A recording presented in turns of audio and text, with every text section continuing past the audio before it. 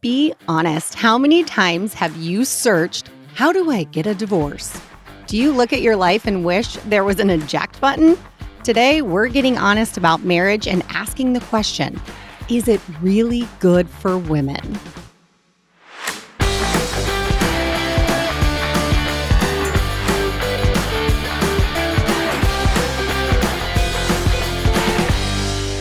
Well, hello, my friend Andrea. How are you? Hello, my friend Jessica. I am good. I've got a little bit of a dilemma that I'm hoping you can help me with. Probably not, but let's try. No, I'm kidding. This has been on my mind. Okay, this has been on my mind recently.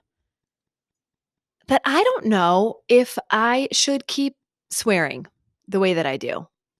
Oh, You are familiar with this the is words that a I big use. deal. Okay. It is a big deal. And I feel like swearing is part of my personality.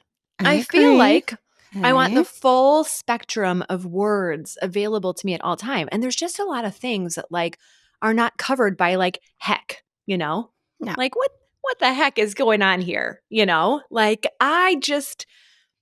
I need all the words. But recently I started to feel a little bit guilty and also wonder for the podcast, do people like when we drop our F-bombs, or are you like, Ooh. are there people Well, who are going, I know this is not for me, and is that okay? I'm wondering what our listeners think. so here's what's Do hard you like about the it is if, words? Yeah, because here's the problem is if people listen to it and didn't like it, they're not still listening to it. probably. So that's part of the problem. Now, let me ask you a question. Mm-hmm. What happened that led to this, should I keep cussing moment? Okay, Is there well, a story? it's funny that you mentioned that. Sort of. Actually, this is just something that's been on my mind. And as a person who grew up in a religious environment, you're not supposed to swear. And this would be frequently something I would give up, but it was also part of my identity and rebellion. So it was just on my mind. Out of nowhere, a few weeks ago, something I was chewing on. And then I'm driving with my kids in the car and I'm just over it with music and this and that. And I'm like, I need to listen to a podcast that I want to listen to. It was actually about podcast growth. So obviously I needed to listen to your it. podcast. It's serious. I had my phone plugged in to do the directions. So it was going to be in the car. And I was like, guys, I need a break from all of this, the kid podcast, the music. I'm just going to throw on a podcast for me for 20 minutes. And that's just going to have to be how it is. And my daughter goes from the back, is it your podcast where you cuss every few minutes? And I was like, first of all, you haven't listened to my podcast, bitch. And then second of all, don't try to mouth off Leave in it to front the of your little daughter. friend who is in the back Leave seat. it to Actually, the daughter. it was our cousin in the back seat. And I was like, when you just know when your kids is trying to look cool and you're just Oh, Ugh. yeah. But it kind of made me go, huh. I mean, maybe the universe is trying to tell me something on a vibrational frequency that I should stop cussing. And I'm wondering what you think, since Look it at impacts you believing directly. in vibrational frequency all of a sudden. We're gonna do an episode on manifesting Yes, coming up. we and I'm are. just telling you. Just saying, we might not, agree on all things. I don't know. I mean, to me, I think sometimes people have strong opinions on it. I personally don't have any strong opinions on cussing. I personally think half of the words we're not supposed to say, I would rather my kids say than some of the other words. I don't know. I just don't think shit. It's poop. That's literally what it is, right? If you break it down. Ass is butt. I mean, bitch is a girl dog. I don't know. I would rather, if it were politically correct to use those terms in public, I guess that's not politically correct, but if it was socially acceptable to use those words, I would rather my kids say that than stupid. Or, stupid's really mean or ugly. Or if you think of some of these words, I don't know. So I guess I don't know. I can't answer that one for you. I mean, I think there's a time and a place for a big F-bomb to really prove your point, to really drive it home.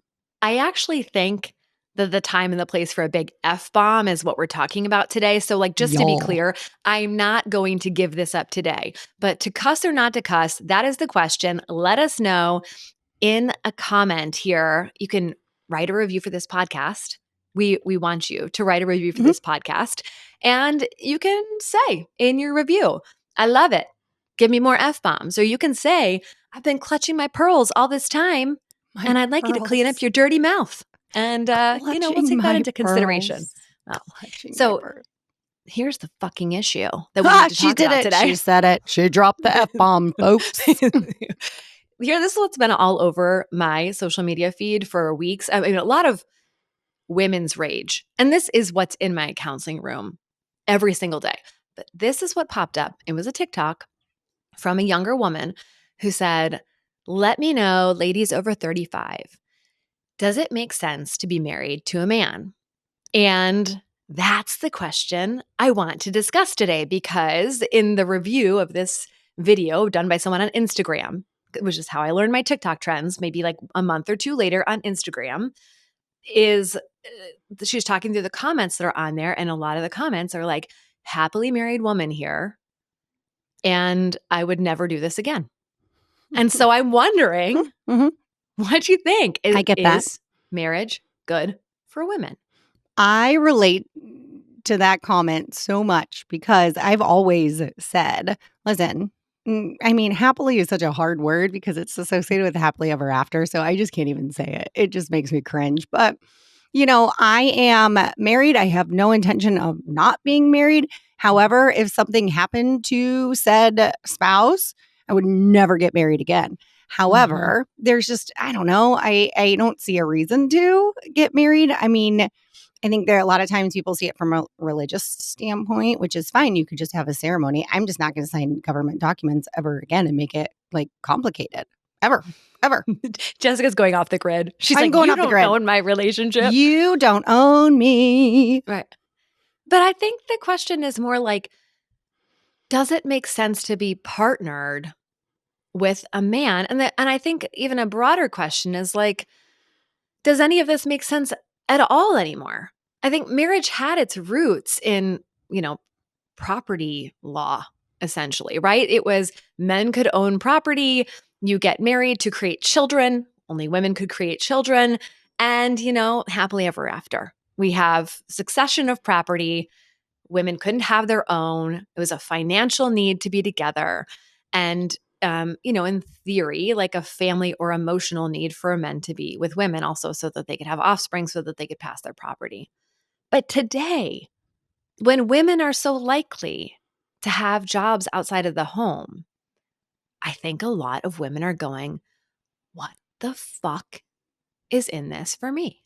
Oh, I have so many thoughts. Yes, that's what I'm here for. Oh, I have so many thoughts going through my brain. Maybe we start with like why it's not like why. Well, hold on. Before I go to why wouldn't I? Let me go with, because I'm actually more on why would. But I think that, from a standpoint of children. Now, if I was on the I'm not going to have children boat, I don't know that I ever would get married. I just don't see. I don't know. A reason necessarily to just sign those government documents. Again, it just ties up finances. I don't know. I'm just more from a place of like, I don't know, if you build a business and you have two people, like, I don't know, why split it if you don't have to? But just saying. Anywho, but if we're I think that looking at marriage is a symptom of a bigger problem. And so women married in today's society looks very different because of the loss of community. And so a part of me is like, I'm still 100% pro-marriage, because if we dissolve that, it's not going to fix anything. I actually would argue that it would make it even collectively worse from like in an individualized society. But are there as many benefits? No, I think it's just very complicated regardless. But I still think it goes back to community, not necessarily the marriage itself. Oh, I think that is a big and powerful question. Is it really marriage that's broken?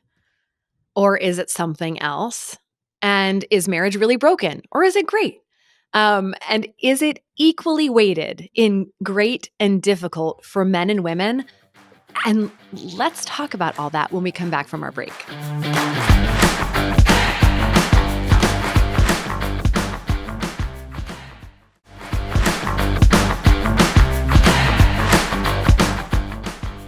So I've been asking myself where this comes from.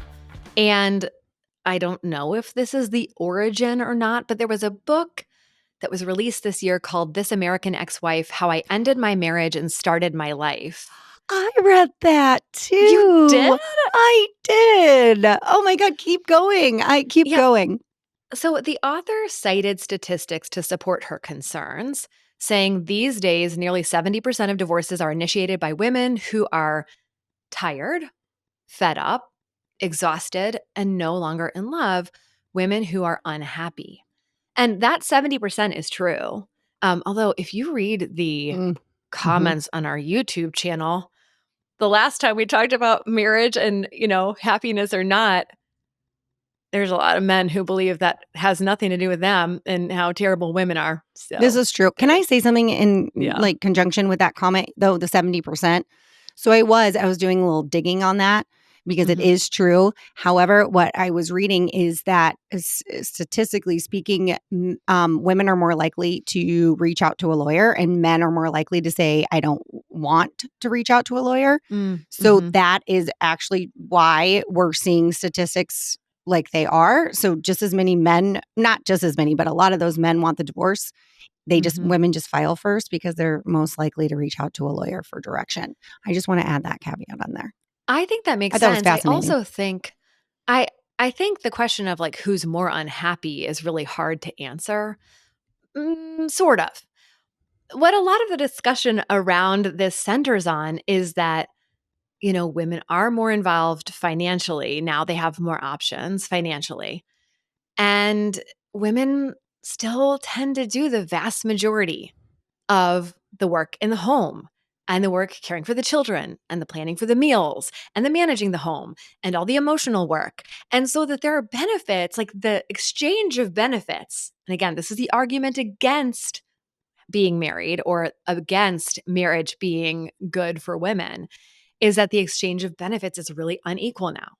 That it used to be if you're a man and you go to work and you come home and you've brought home a paycheck, you are a good husband and your wife should be happy to be married to you, whether that was true or not, I don't know. Now it's when we look at what we expect from a relationship, it's equal partnership, splitting the labor. It's an emotional connection that's really deep. And the idea is that men are receiving those benefits now and maybe even more.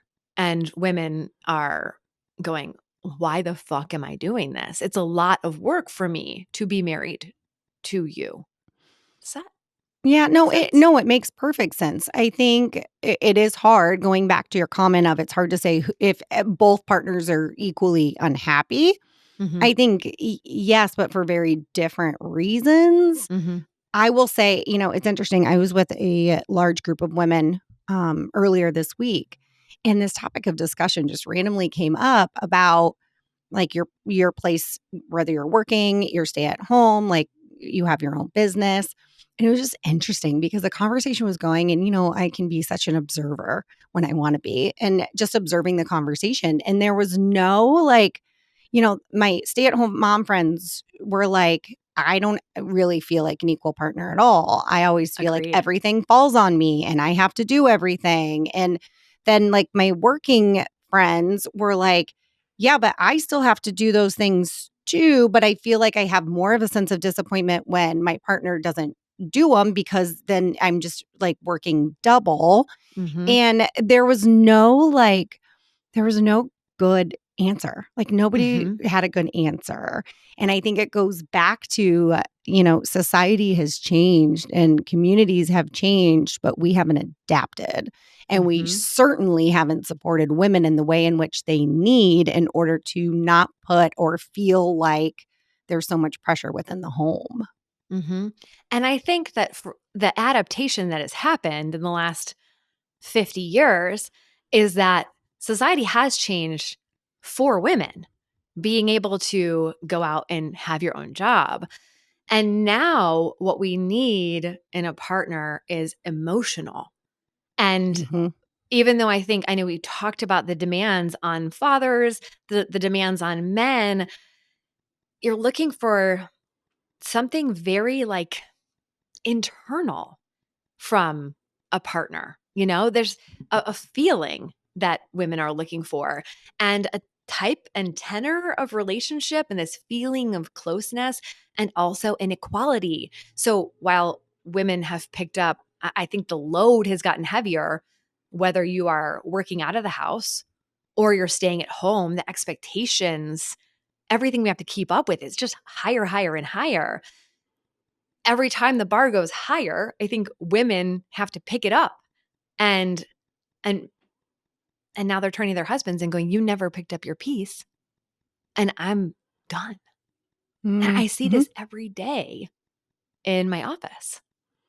So, when that question is asked, is marriage good for women? My very first thought is no, but followed by, but it can be better for children.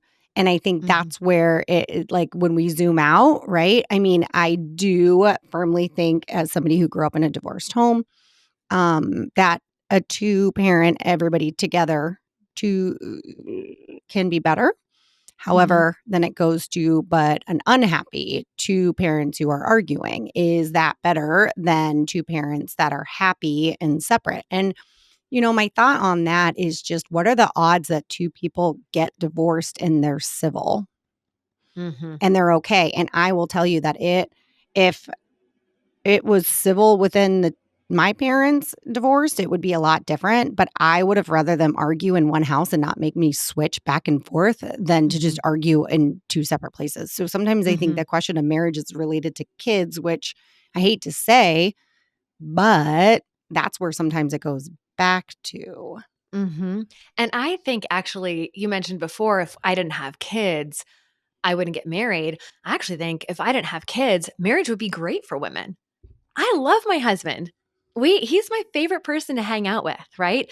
Like I wanna go on more dates with this man. I just know that when I'm buried, right? When we're drowning, and I feel like I'm drowning all the time in our life. I mean, not to say that he doesn't. I look at him and I'm like, "Ugh," and he probably looks at me and is like, why are you drowning? Let's fix it. Let's be done. That pursuer and Yeah. Yep. withdrawer type of dynamic that happens. And so, I mean, I think the real question is having kids good for Yeah. women? And that's a No. different episode that we Yes. Totally different. definitely have to do. But I do think the question of is marriage good for women is different than the question of, and do I want to get divorced?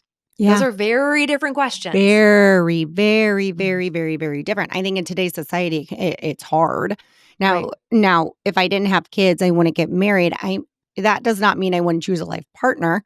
I would Mhm. totally Grey's Anatomy it with a Post-it note. That would be like my I get jam. that. Or do Yeah. like a religious thing where, or whatnot. I just wouldn't tie up a bunch of stuff from a government standpoint. Just because I've been on the opposite side from a grief perspective and how Right. complicated it makes it. That's all I'm saying, I guess, to be Mhm. clear. It's just more the complications that it creates Mhm. in today's society with Mhm. fees and lawyers. Mhm. Yeah. I I do get that. When we come back, there's a lot of research that says that actually marriage is really good for everybody. And I think there's some personal things that we just haven't gotten into that make this question so much more interesting. And let's talk about those when we return.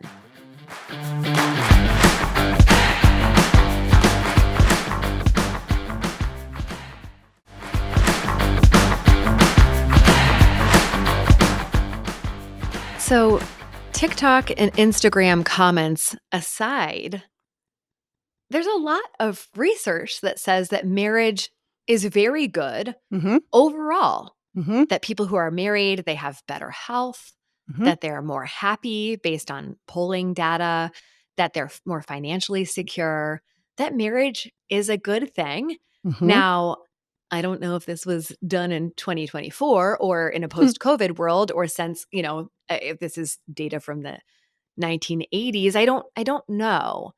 I'm so curious what you think about that. So I was reading some of these statistics too, and looking at when the research was done, and there is some to date research that's out there, and there was one line that did make sense to me, and let me try not to butcher it, but it essentially said like if you have a group of women who are single or divorced or whatnot, and they have a successful career, and you compare their happiness level to a group of women who have a successful career and they're married. These people were the married women were reportedly substantially higher Mm. level of happiness because they felt they had somebody to share it with Mhm. versus, on a like more intimate basis. Again, don't bash me on the internet or bash me as long as it goes viral, but that is just what statistically speaking, that's what this happiness survey, I can't remember. I'd have to dig into it. I mean, it was legit. It wasn't TikTok, folks. We're not going to give you any research that's not legit. We're Mhm. against it. I think what you're pointing out is that there are elements here that are beyond just what happens inside the marriage. And I think some of what we're seeing, that backlash here, has to do with, is it easier or harder for a married woman, especially with children, to maintain a career that she finds satisfying, to be able to have the amount of time to dedicate to it, to be able to have the support at home to dedicate to it without children? I actually don't think marriage has anything to do with that. Hopefully, your spouse is your number one fan supporting you, and you're like really having some vibrant connection and conversation around the work that you choose to do. But when you have kids and you stack up the cost of childcare against what you can make, and you stack up the amount of admin it takes to run a home and to run the school and the kids' activities, a lot of women, I think, find that their careers are squeezed. Whether or not they continue to have one, I mean, a lot of us feel like we are just overcooked, or they get pushed out of a career. And, you and I know stay at home mom is a career, Oh, and yeah. it's not one that everyone's good at, and it's not one that everyone wants. And so the impact of marriage with children, especially on a woman's career, is part of what's causing this backlash. Agreed. I also think sometimes we just glamorize what it could be, right? Going back to Mhm. that whole the grass is greener on the other side. And I think we Mhm. really, really have to be careful with that. And I tell couples that in my office all the time. Listen, my job as, your couples coach here is not to necessarily keep you together, but Mhm. it's to try to rework the foundation, and maybe we realize we can't do that, or we realize we'll be better separate. But if we're going to be separate, let's make it so you're friends, like let's make Mhm. it a good thing.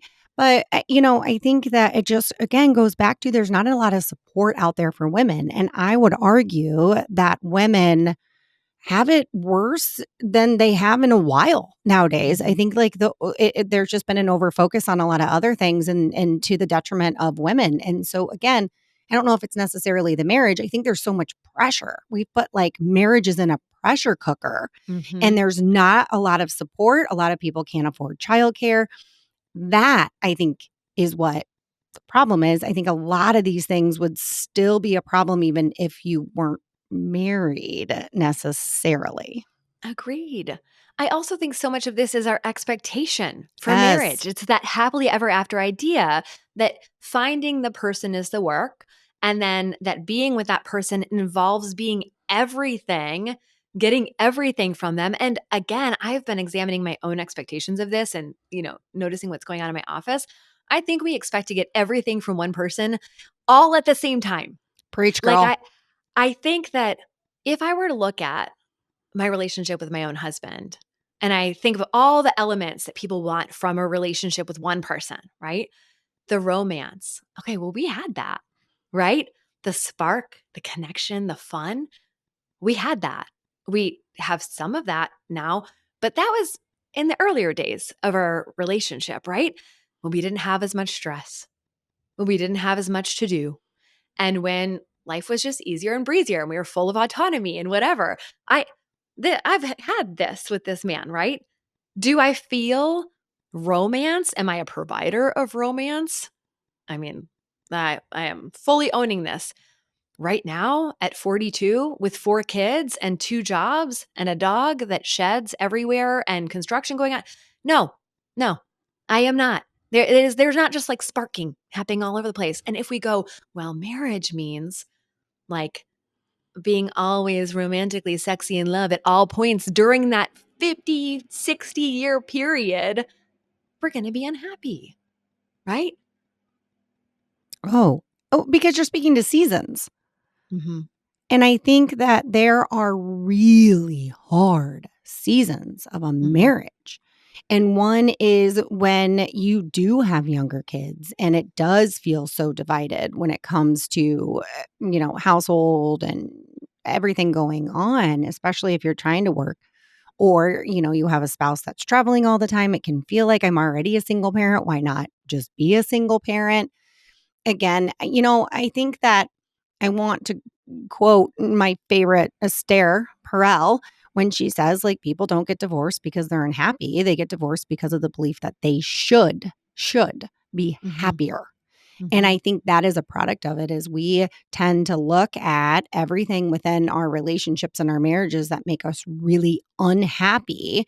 And we don't really teach people, at least I don't see it that often, how to be happy with current circumstance. Mm-hmm. Right? It's part of that toxic positivity that we absolutely hate. Like, if you don't like it, just leave it kind of thing. And it's like, well, that again, that's another external locus of control type of thing that we have going on. We're looking Mm-hmm. for happiness externally versus internally. Mm-hmm. Yeah, I also think that what we expect in any given season should change from our marriage, right? And so a successful marriage that lasts a long time will involve romance and spark excitement and freedom in the beginning. And then when you have little kids, the definition of good at that moment needs to be we partner really well. We function really well. And sometimes that's not what we're aiming for as women. It's like, well, I want to feel a certain way.